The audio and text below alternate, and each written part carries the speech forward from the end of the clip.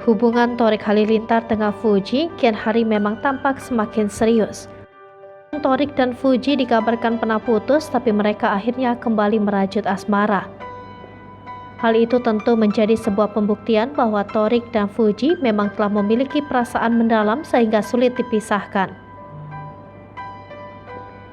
Sayangnya jalinan kasih sepasang anak muda tersebut hingga kini masih juga belum mengantongi restu dari keluarga Torik.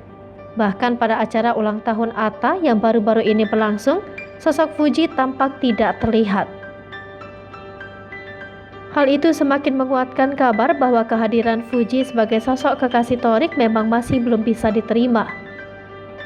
Kenyataan tersebut pun menuai beragam komentar warganet. Banyak yang merasa kasihan dengan Fuji karena dirinya masih juga ditolak oleh keluarga Torik.